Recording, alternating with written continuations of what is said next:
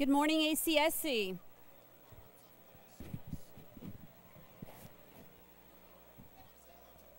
Please feel free to come on forward and fill in the front seats.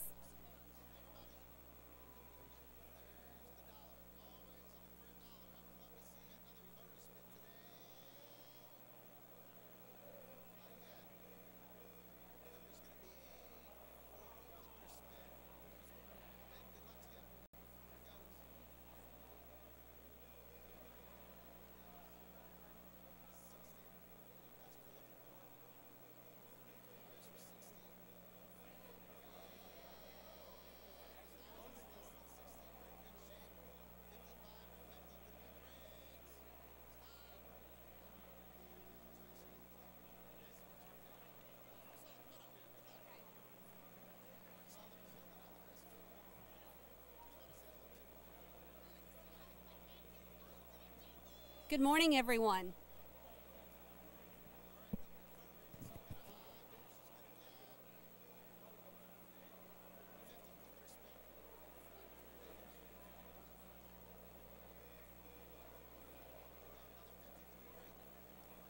Good morning, everyone.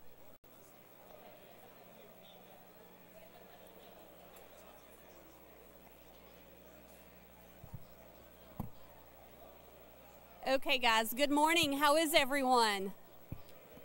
Good? Did everyone have a good break? Yes, awesome. Okay, well, let's go ahead and get started. It's my pleasure to introduce to you this morning Mr. Andy Christensen. Mr. Christensen is the co-founder and CEO of Capacity 7. He's also a leadership consultant who has worked with organizations such as Coca-Cola, Chick-fil-A, Newell Rubbermaid, the Mattress Firm, Label Live Events, and Northwestern Mutual. Prior to founding Capacity 7, Andy also worked in the beverage industry and actually is the inventor of the first ever zero-calorie fruit-flavored spring water called Fruit 2.0. You may be familiar with this. Any adventure hikers in the room? Anyone like to hike mountains? So a fun fact about Mr. Christensen is that he actually is an adventure hiker and likes to get in at least one 14er each summer. And his next mountain he's going to tackle is actually in California, where he's going to actually take on Mount Whitney. So without further ado, let me welcome to the wood stage Mr. Andy Christensen. Thank you, Brandy. Hey guys, could everybody stand up, please? Very briefly. I think we need to give each other a round of applause. It was a pretty peaceful year, 2017. And for those of you in the business world, it was a pretty good year economically. So could we give everybody a round of applause?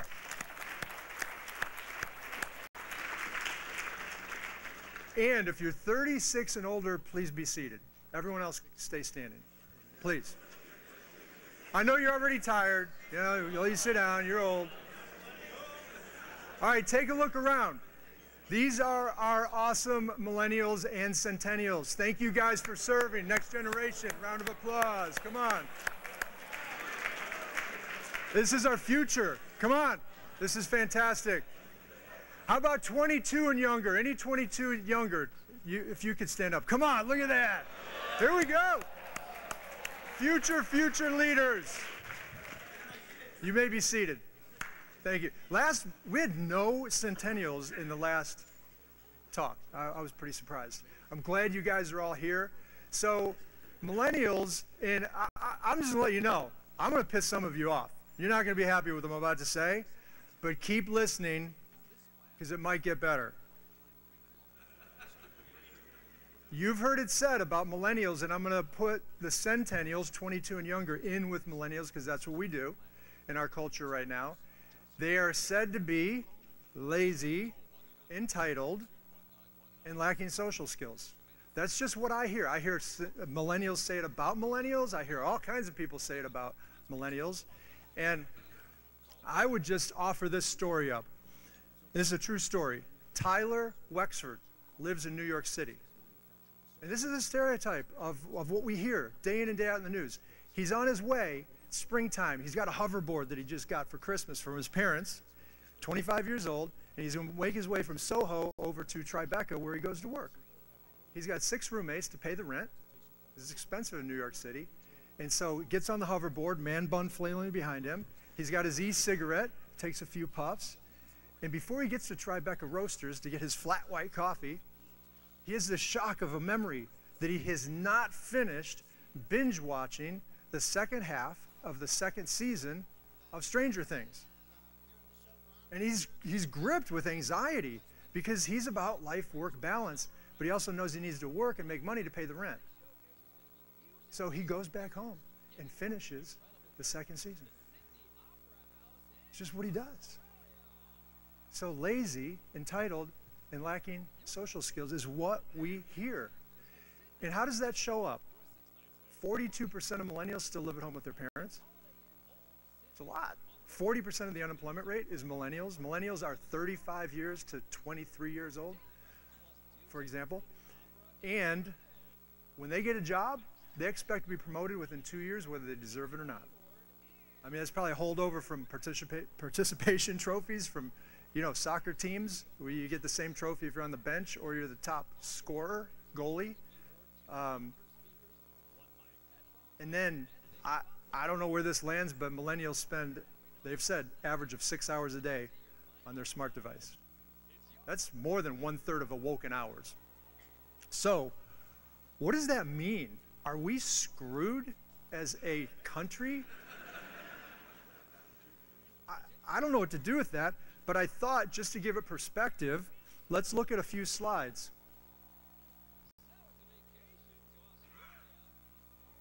Now here's a picture of these lazy generational people just hanging out, going to festivals. I don't know, they don't look too focused to me. And look at them here. Parents must be sending them a lot of money because they're just dancing and I don't know what else they're doing. And then lacking social skills. I don't know what kind of friends and influencing people they're doing there. But this generation is never going to amount to anything. That's what I used to hear, because this is a different generation. I know I'm talking about millennials, but I'm going to flip it for a minute. Wait a minute, those are baby boomers. You see that? And it was said of baby boomers, worse things than millennials have ever had said about them. But they are the me generation, they were called. And you know, they call millennials the me generation, the byproducts, the children of the boomers. So if boomers are bad and millennials are bad, of course Gen X, they're in between the two, they're bad. We're all just in a mess. What are we going to do about it? Is the bar open? Can we get Bloody Marys? It's early. Maybe we just need to drink more. Hey, let's do it. You see the irony? The boomers and then the millennials, they're almost similar. The millennials don't know because no one's told you this, have they? You guys you want one that you might really like? Millennials, this is for you. And centennials. Anybody have a smart device? Who invented this device? The smartphone? Pretty much Steve Jobs, right? 63 years old, the late Steve Jobs would be. That makes him a what generation? Boomers. And then they spend billions, right? Billions of dollars to advertise said devices. And most of us have them. 92% of Americans have a smartphone. And what do we do with millennials? We beat up on them because what are they doing? Well, who told them to do it? Are we nuts? The boomers. So I think we all might just need a little readjustment. But let's talk a little more about it. Before you go and you criticize the next generation, remember who their parents were. Right? I mean, we got to laugh at some of this stuff. And criticism is a form of self-boasting. So it makes sense that every generation beats up on the next one coming along. But is it healthy? And should we be doing it? I'm a big fan of General Quast. You'll hear him this afternoon, and he's one of my favorite thought leaders. And he's quoted as saying, this generation is living in some of the most dangerous of times for the Republic. There is a lot at stake. And he takes it to the next logical conclusion, that is, we have to give, or have we, puts into question, have we given this generation, millennials, what they need to help us in a complex world? We've got this VUCA world out there. Are we equipping you guys to handle it? Or do we just think the few at the top are going to figure it out? You know? So I don't think millennials suck. I think everyone that's talking about them is old. Even if you're a millennial, you guys beat up on your own kind more, in some cases, than the people that are outside your generation. I was doing a blog the other day, and I put it in front of a millennial before I published it, and I said, hey, what do you think? And she said, well, I like everything in there except they use the word millennial. What? What are you talking about? They're millennials, and she's a millennial. She said, well, it's a dirty word. And we had a few guys come up after the talk a few minutes ago, and they said, we didn't really want to come to this because we saw the phrase millennial in there, and we thought it would just be a beat-up fest. I said, well, it was for a few minutes, wasn't it? I mean, how has it become a dirty word? You are our future. We've got to change this being a bad word, in my opinion. So can we stop hurting and start helping? A friend of mine last night, Wayne the Bear Kinzel, said it this way. Some of you know Wayne down in San Antonio. He said, we've got to quit calling millennials out and start calling them up. Yes, I couldn't have said it any better. So, what else are we dealing with? What are you guys wrestling with? Millennials have grown up in just an information age, right? You know the different ages. You had agriculture, you had industrial, then we have information age. And so what do we also have? There's a lot of misinformation. So how are you going to navigate that? That's where mentors and advisors and helpers come in. This is how many decisions they say we make every day, you and me, every day. Is that sobering? It's a lot. All these little subconscious decisions, brake, gas, but the bigger ones, about 100 big ones a day. Do you know that you guys process more information in 1 year than your great-grandparents did in their entire lifetime? It's that different, what we're dealing with. This generation needs even that much more help to navigate. And they're asking us. You guys are asking us, and we're not responding well. So they've just stopped asking. But every time we do ask millennials what they want, we hear that they want mentors. It's number one of three things. So I had an experience with this. In terms of millennials, I had a chance to go to Mildenhall, and it was a great experience. And they asked me if I wanted to go up into a flight. And I said, who wouldn't want to go up into a flight? I guess some people don't, but I'm adventurous. So I met five people in the morning, and three of them were millennials that went into the briefing room, and I thought, these guys are all like 25. Where's the boss? And I kept looking back at the doors. I was getting a little anxious because we're going in a big airplane. Who's handing them the keys to this multi-million-dollar bird? And they kept briefing, and I kept looking. And then we got done with the brief, and I didn't see anyone. Oh, but then we got to the tarmac. And I figured, well, in the plane, or the pilot will come meet us, right? It's got to be somebody older. So this young lady walks out, all of 19, boom operator. I went, okay, maybe in the plane. No, it was just us. 3 25-year-olds, 19-year-old, and me.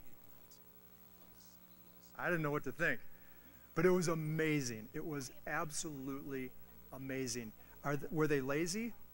They were up at 4 in the morning. That's not lazy to me. Were they entitled?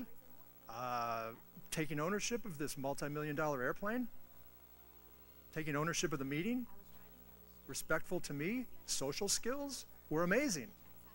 And the honor, what I love about you guys that are in active duty, or have been in active duty, is the degree of, I'll just tell you, we're up in flight, and we get to cruise altitude, and the pilot says, sir, could you do me a favor?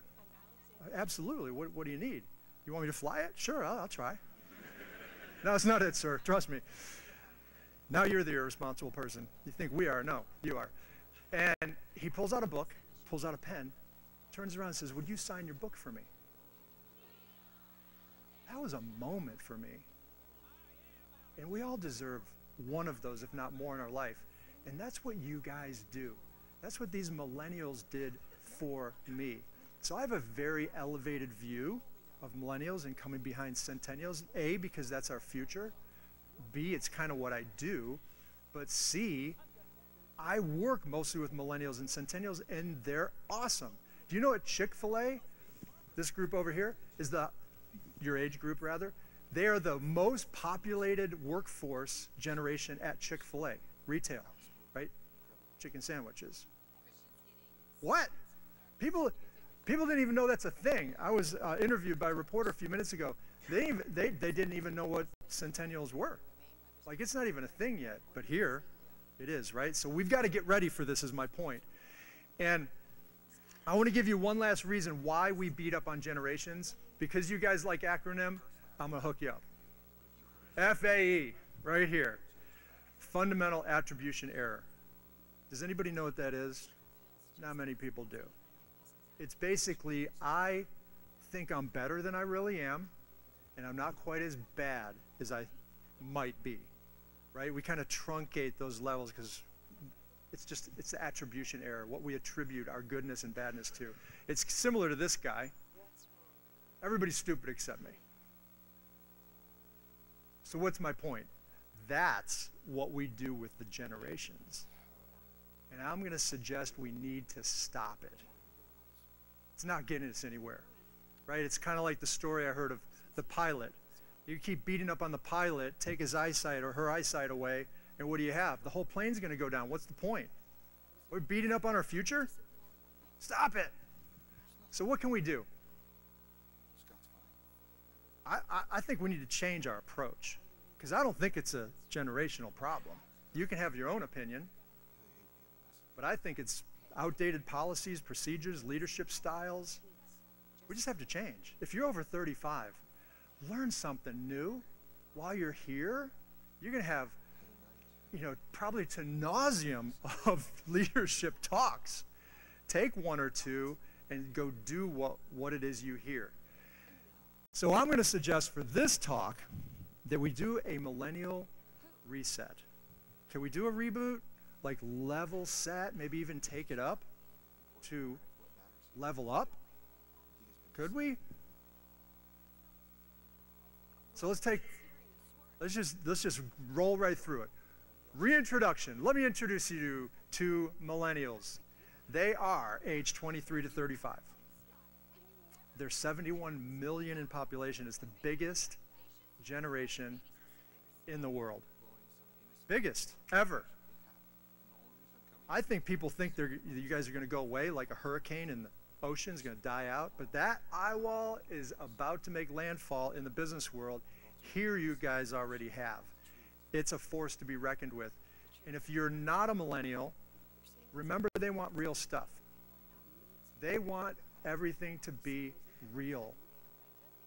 Todd Henry said this, if you heard the talk first thing in the morning. We need to under-promise and over-deliver, because far too often we over-promise and we forget to deliver. Not healthy. Is it? Nobody likes that. We were picking on millennials, but millennials are just holding our feet to the fire for things I think we all want. Be real. How about centennials? 22 years and younger. They're going to be bigger than millennials. How is that possible? 80 million they're predicting. So there's another hurricane forming out at sea that's also going to make landfall. I'm telling you guys, if you're over 35, we have got to get straight in our minds that we have to pass on those things that are really important to us and quit complaining, right? Quit calling them out and start calling them up. Build a relationship first. Todd Henry said this morning, build trust. It's all about trust, right? We evaluate everything on trust. Do I trust him? Do I trust her? If we do business with those people. We'll communicate at a higher level. If in war, we know who's got our back. We trust them. These guys want something a little bit different. They desire change. They're used to change. Everything's changing for them. And they're huge innovators. And if you don't help them innovate, these guys, man, this is a whole nother animal. They're just going to do a workaround. They're going to leave you in the dust because they got places to go, people to see, and things to do. And they don't have time. They grew up with Google. You need to get something? 10 seconds. I got it. YouTube. Oh, I know how to do that now. Right? The over 50-year-old's still going, how do I get to YouTube? They're already applying it. So we need each other. So where do we take this? Where do you guys want to take it? What do you want to do with this? And are these people in these generations really as good as I'm saying? Or are you still stuck with, no, they're bad and they need to be dealt with? Here's just a couple facts, a couple opinions. This is the first generation, millennials, that have more degrees than not. Never had a generation that's got more college degrees than those that don't have college degrees. 50% plus. So are they lazy? I don't know how you can go to school and be lazy. I mean, your definition of lazy, maybe. But I don't think they're lazy. They're misunderstood, yeah. Entitled because they ask why all the time? When did that become illegal? Just get better at answering their questions. My goodness, that's how you learn, by asking questions. And then social? I don't know where people are saying they're antisocial. Yeah, again, 5% of any generation is nuts. And all of us were there at one point. But let's get past that. I see more restaurants starting with the word social in it. You know, Jake's Bourbon and Social Bar. Like they have to get social in there. They're saying, I'm not antisocial. Look, I'm going to put it in the title of our restaurant. That's what I see. All I can tell you is what I see. So if you want to understand how big this generation is, in active duty, millennials and centennials are 78% of the force. That's a lot. That's almost 80%, almost the 80-20 rule. So are you preparing for this? Are you leading in this way? So we're going to hand them the keys, not just to a KC 135. We're handing them the keys to our country. And there's 78 countries represented here. In some ways, we're handing the keys to the world to this generation. Are they ready? Are we equipping them for that? And I'm sorry if we've let you guys down. I apologize. I'm in that older generation. So can we be intentional? Can you make a commitment to doing one thing different, taking one step, and not just hearing another talk, storing it back in your brain somewhere? Maybe you'll do something with it in the future, but be intentional. And to do that, I want to help you get a gut check. Now, I'm going to give you 10 what we call Workplace 3.0 characteristics of what it looks like to be in a millennial mindset or a futuristic mindset. Now, you can agree or disagree with these 10. They're vetted. They're validated. So we're looking at 2.0. What's 2.0? That's current. And what's 3.0? Where we're going. Or more importantly, where millennials want the workplace to go. Every single millennial? No. Am I stereotyping and generalizing? A little bit. But you get the point. The majority of millennials say they want these things. So that we can get this, right? Everybody working together, rowing together toward a destination.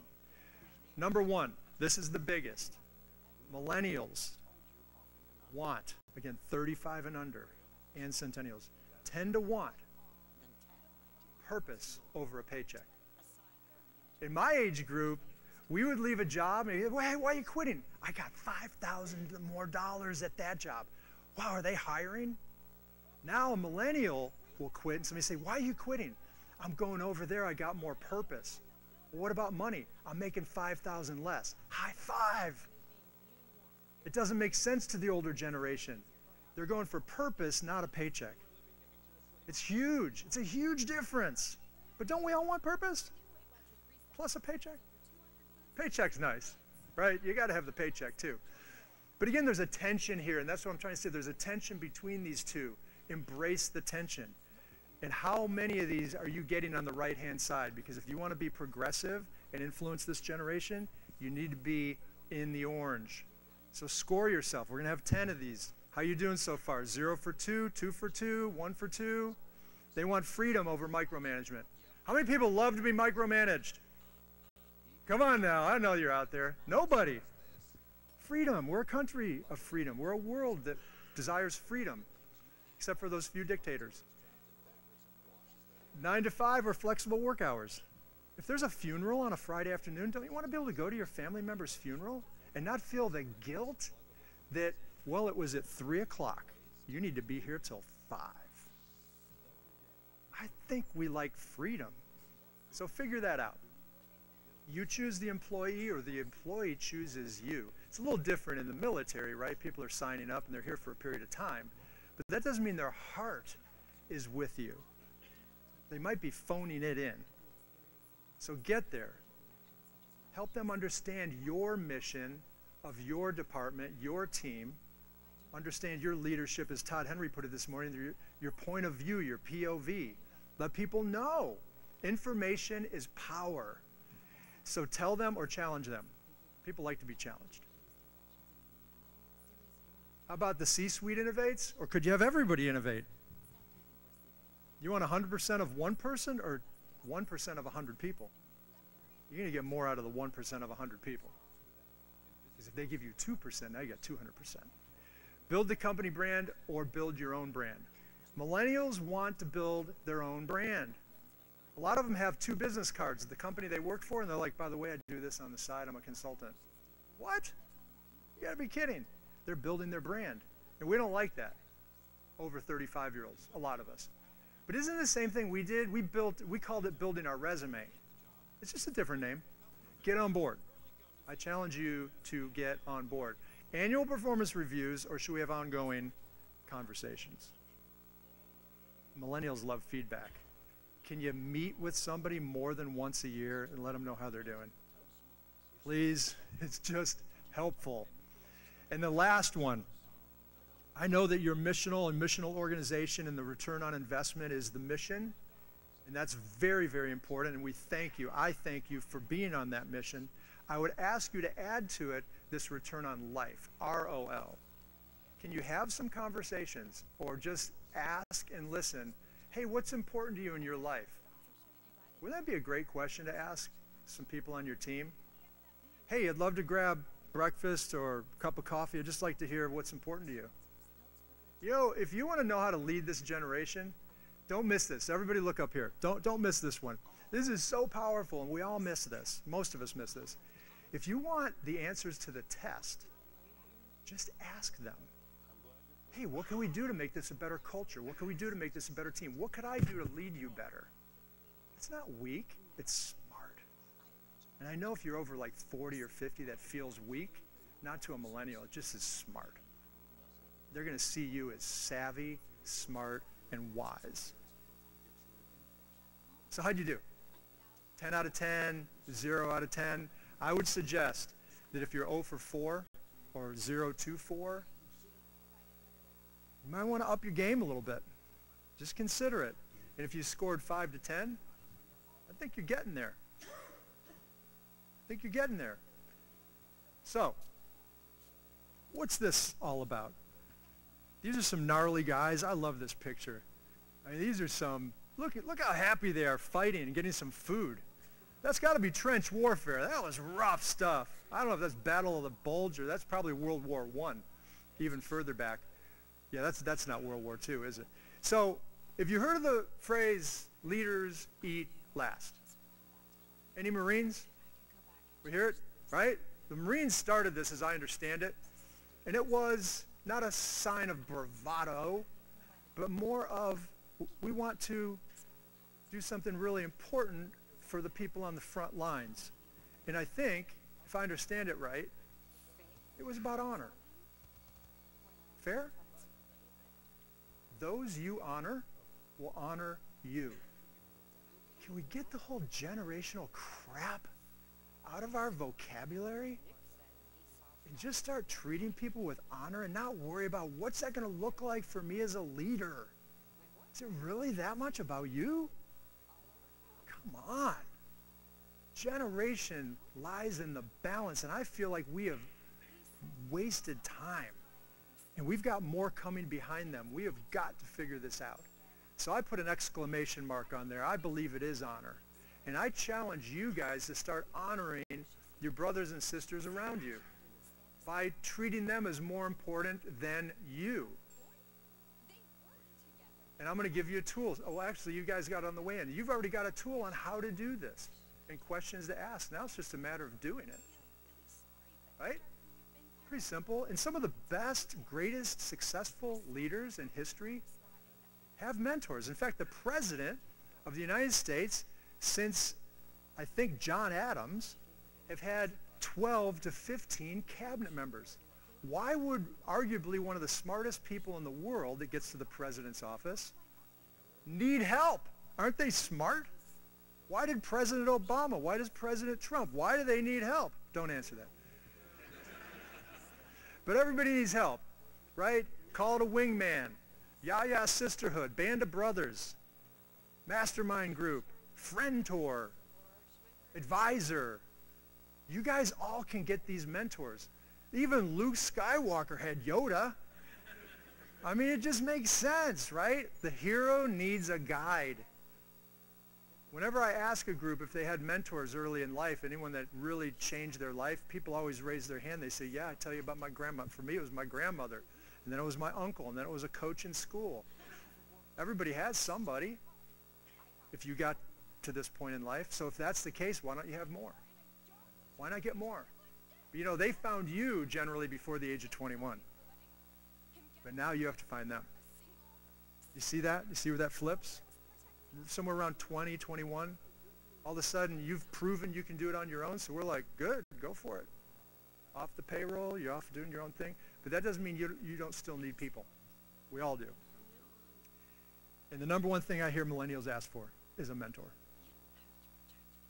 I don't care what they make it look like, they're asking for it. And we all need mentors. I don't care what age you are. Everyone here should get a mentor. And then give back. Give back of your abundance. I asked some guy if he'd mentor me. I said, I just want one meeting, one time for 1 hour. He said, I don't think I have anything to share. I said, well, why? He said, I just made so many mistakes. Awesome. Can I hear those? I just hear your mistakes. And the guy's like, oh, I'm trapped. And he loved it. He just wanted to know if I really would appreciate him. Because we're scared. If we admit it, we're scared of not showing up. You want me to be your mentor? That's heavy. answer a couple questions. Give me your opinion, right? We need to bring it down a notch or two or three. Let's not make this all perfect, all-knowing. I know I used Yoda, and Yoda was that. But they're really just people that might be one step ahead of you. You want to get in better physical fitness? What do? Go find somebody that's already there and say, can I pick your brain? One-time meeting, one person for 1 hour. Could be a phone call ear to ear. Best if it's eyeball to eyeball, right? Just learn, grow. You can find them and you can be them. And that's really what this is all about, is be courageous. Go do it. That's the tool. Many of you have it in your hand. If you don't, you can get one on the way out. And it's real basic. Just kind of the who, what, where, when, how, why. Because this is the biggest question I get. When I do a talk like this, people come up and they say, hey, how do you do those one-to-one meetings? Well, let's create a tool. It's a good question. Ground rules, powerful questions. It's all about the questions, right? Is there anyone that doesn't like to talk about themselves? Most people do. But there's nobody listening. So if there's not a listener, then it's hard for somebody to be talking about themselves. It's one of the greatest gifts you can give people. There's a book by Dale Carnegie called How to Win Friends and Influence People. Some of you have read it. There's one theme in that book pretty much, and that's people want to be appreciated. So if you ask someone, not necessarily to mentor you, but hey, can I meet with you to hear your story? I don't know why you'd want to hear my story, but okay. They're going to feel so honored. That's what it's really all about. So, I have a warning. If you're like me, plus 35, this is what I'm going to suggest you do. My challenge to you is be open. If you already are open, be a little more open. Not a ton, but a little bit. It's okay. Be open. You know, I got to meet Chick Cleveland last night. Who knows Chick Cleveland? Yeah, one of the last great World War II, what do they call him, an ace? I just learned this. And he was mentoring me. He walks up to me at the Aviator Bar last night. I'm pretty much a nobody in my world. I don't think I'm all that much. This guy walks up. He's the patriarch of the town. I don't know what else. 91? My goal's 93. He's 2 years away. I'm loving this guy. And he mentions me by name. I don't know how you guys do this. The whole honor thing is really impressive. And yeah, it was just, I could have stayed there all night talking to this guy. So be open to anybody that can be mentoring you. Or maybe you need to think of mentoring someone. Don't make it so big. It's a simple process. And for those that are under 35, I say be bold. Be bold. We need you to lead us. That's why I wanted to honor you right up front and single you out. Not millennials as a bad, dirty word. Forget about that. Don't listen to that garbage. Don't take the bait. You lead us. Challenge us. If you lead too boldly, we'll let you know. I'm sure. Okay? Sometimes you don't know you're over the line until you're there. It's okay. I give you permission. Easy for me to say, right? I'm leaving tomorrow. Be bold. Denzel has, I think, a great quote. Let me just read it. Show me a successful individual, and I'll show you someone who had a real positive influence in his or her life. I don't care what you do for a living. If you do it well, I'm sure there was somebody cheering you on or showing you the way. And I'll bet all of you have somebody like that.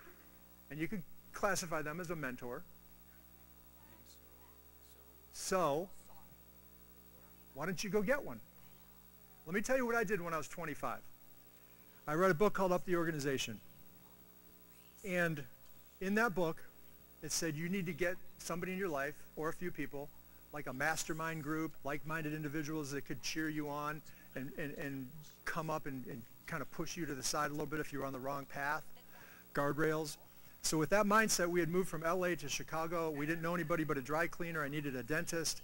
And Catherine, her name, said, there's a dentist upstairs, Dr. Ezra Chan. And I said, great, I get my tooth healthy. And the whole time, again, I'm looking for this mentor. You know when you buy a new truck or a new car and all of a sudden you see it everywhere? It's kind of like that, psycho-cybernetics, like what you envision, you then see.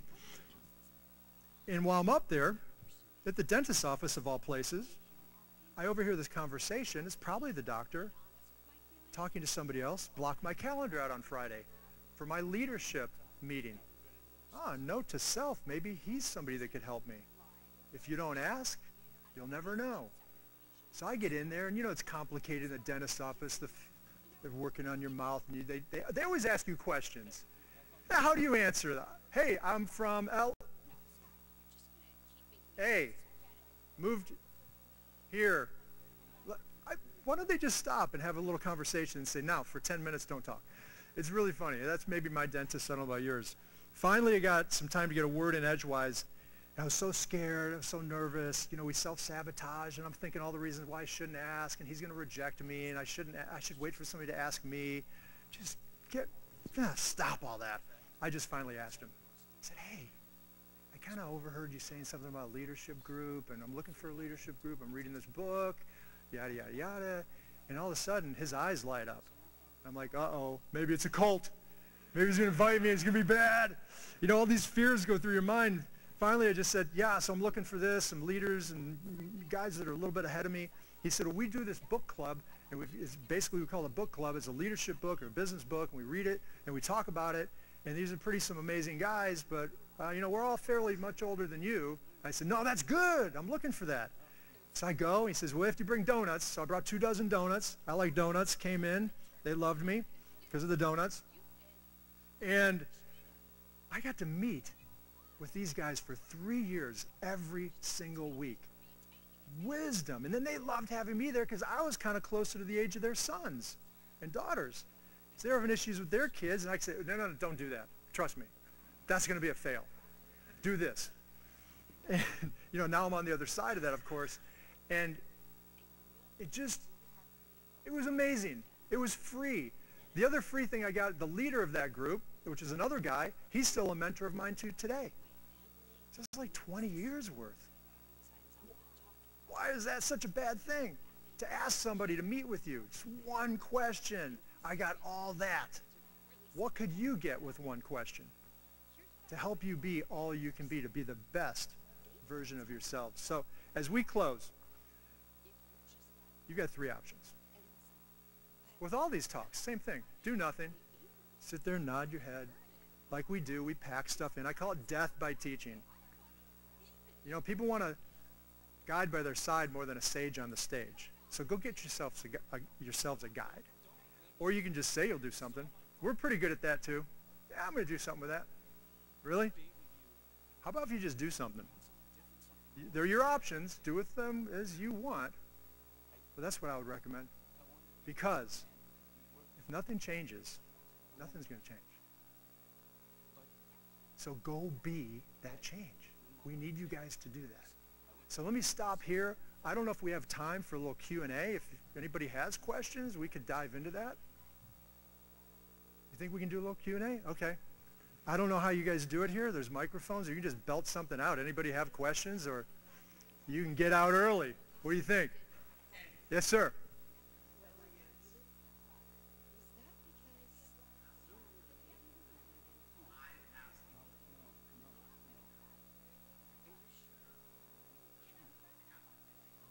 Jason, someone said no to you? I can't imagine. Okay. Jason's asking the question. It's a great question. The resiliency of if you do get the no, what do you do with that? The way I look at it, create your top 10 list. And if 2 or 3 of them say no, you got 7 more coming. Now, I also like to challenge. So if somebody says no, I'm going to say, how come? Because I think sometimes it's their insecurity. Like, you're a pretty sharp guy, really sharp guy. So I might be insecure if you want to come to me and talk to me, right? Because you're all pretty successful people, I would guess. So qualify it. I'd say qualify it. Push them. Yeah, wait for 2 no's. What else?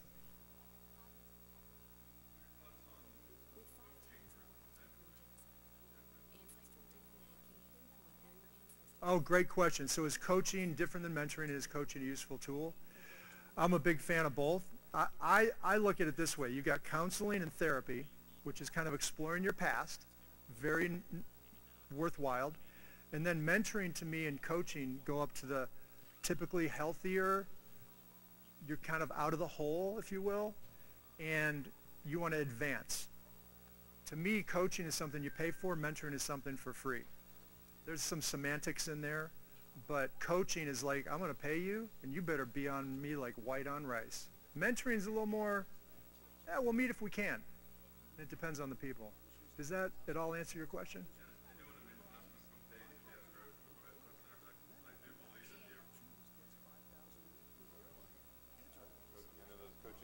Going on. Isn't there coaching training going on here at AU? Anybody involved in that? I know we're going to do it. The point is, as you start to go up in leadership, you might want to think about looking at coaching within the Air Force, which is not going to be charged, right?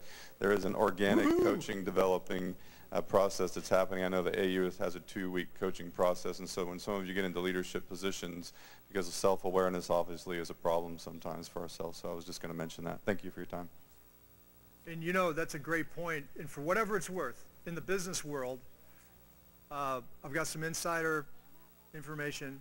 One of the biggest fast food restaurants in the country is creating an initiative to help their leaders become self-aware. It's that big of a deal. Brené Brown, Daring Greatly, Radical Candor, books like that. This is a movement, and it's very pace-friendly. Go ahead. I have more of a comment. Rich, to your point there, for a lot of you in the room, you'll be, God, I can't even see, my eyes are so bad. You'll be squadron commander soon. Some of you have already been squadron commanders. And the first time that I was blessed with a group commander who coached us, the squadron commander team, and it is free in the Air Force, was at Osan. And a guy named Mike Newman, Anger Newman, tall guy, bald, mean as hell. And our first 2 months of being his squadron commanders in his ops group were miserable. They were absolutely miserable. Recalling pilots on sorties because we didn't get things accomplished. There was this lack of trust, and all of a sudden, when we got into his fold, he spent 2 hours every Friday afternoon with us talking through his decision processes and exploring what we needed as squadron commanders, what he wanted as a group commander, and then we understood each other and how we made decisions. And it was the first time in my Air Force career where a leader let us, his team, into the way he views the world, the way he makes decisions, and it was really a good experience. So it was one of the things that I used in modeling my behavior as it became a vice commander, a wing commander, just to grow that team so you have a better understanding of how you come to consensus and make decisions. Yeah, it's well said. It's well said. We're going to do a drill down to this afternoon if anyone's interested, but we have time for one more question before we break. Going once, going twice. You are free to go. Good God. Hey, let me make a few admin remarks before you depart for lunch. Just wanted to remind you of all the food trucks that are outside, so there's ample opportunity to eat here. That's the first thing. The second thing is that General Quast will speak in Polifka at 13:30, so please be in your seats prior to 13:30 for General Quast. And the last admin comment, if you downloaded the lab schedule from the app and printed it, there's been a brief change to it. That link has been deleted from the app. Just make sure to go to the letxau.com website, and the schedule that's posted on the .com site is correct. Okay? Okay, enjoy lunch.